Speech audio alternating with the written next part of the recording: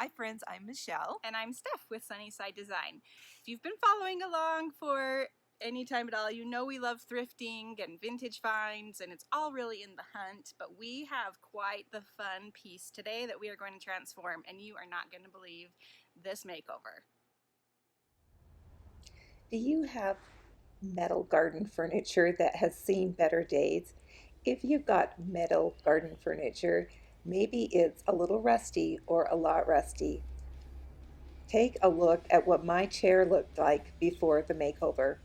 I purchased this chair from the vintage market a couple of years ago. Would you believe I actually was drawn to the aqua blue color and the little bits of rust? As you know, we love old, worn, and vintage items that have a sense of history. Well, if you had anything start to rust before, you know how quickly it can spread. As a result of my chair sitting out in the elements, this worn vintage chair soon looked too shabby and was no longer chic. In fact, you couldn't even sit on it anymore because the rust would transfer to your clothes. Obviously, a makeover was in order.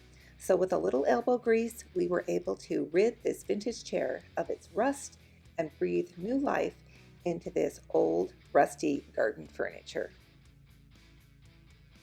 These are the tools and supplies that you will need to transform your old rusty garden furniture.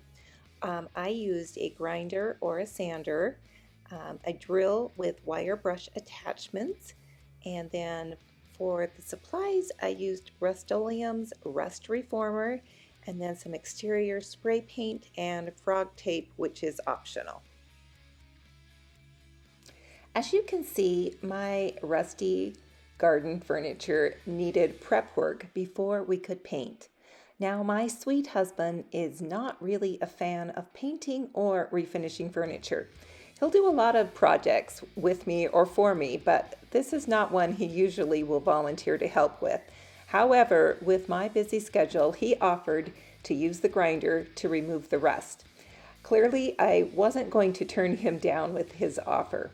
Now, depending on the condition of your outdoor garden furniture, you may not need to sand. If the paint is not flaking or chipping off and the metal surface is not pitted, you can skip this step and just apply Rust-Oleum's Rust Reformer. It will convert the rust into a protected paintable surface. But Steve on the grinder, he put on a flap disc that was 60 grit, and he was able to remove the chipping paint and rust.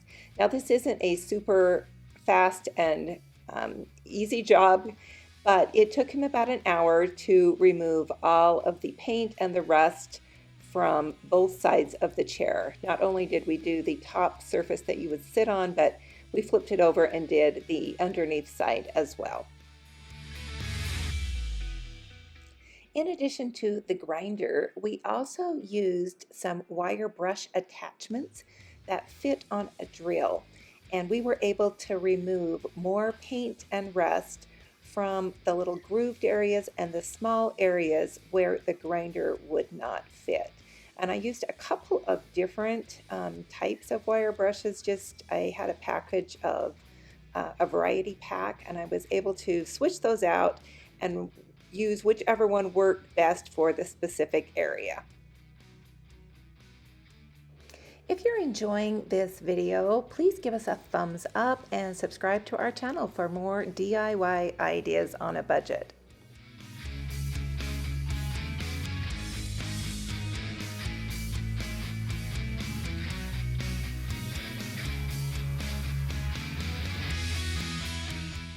After we had removed all of the chipping paint and rust, we used a damp cloth to wipe down the chair. Now, if you decide that you do not need to sand or grind your rusty garden furniture, be sure to clean your piece well before applying the rust reformer. This will ensure that the primer and the paint will adhere well to your surface. While there are many spray paints with primer, from my experience, when working with rusty furniture of any type, you want to use a product that will stop the rust from spreading. And that is exactly what this product from rust-oleum does. It converts the rusty area on your furniture to a protected paintable surface. Apply the rust reformer on all sides of your rusty garden furniture. Spray in long strokes, pressing and releasing the nozzle at the beginning and end of each pass. This will ensure that you will not get paint runs or drips on your surface. This part of priming and painting really does go fast. It took less than 10 minutes for each coat of paint to be applied. There was just the waiting time in between the coats of paint. Once the primer coat has dried and is cured, we're ready to add our paint. And to ensure that your metal garden furniture will stay looking good for years to come, you want to make sure you choose a good exterior spray paint. Now, in the same way that the rust reformer was applied, we'll apply 2 coats of spray paint using the long strokes, pulling the trigger slightly off the piece and then releasing the trigger at the end of the stroke. Additionally, make sure that you hold your paint can 6 to 12 inches from your furniture and do 2 light coats. In my opinion, nothing is worse than trying to rush a project by applying the paint too heavy, and then you end up with runs and drips on the finish. Also, I must say that I love the trigger pull on this universal spray paint. I found that I had much less hand fatigue. In fact, I wish all spray paint cans had this feature. If you're enjoying this video, please give us a thumbs up and subscribe to our channel. We'd also appreciate it if you would share it with your friends to help our channel to grow.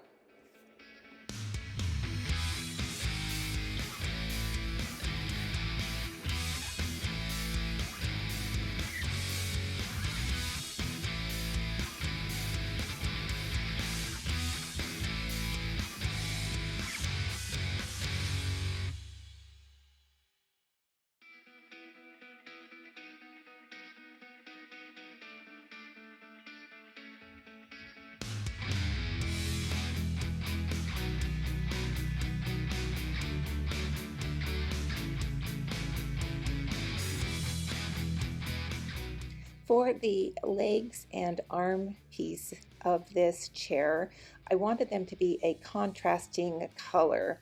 And so I did 2 coats of this Canyon Black spray paint on the legs and arms as well. I think adding little details to a painted piece really make it unique and fun.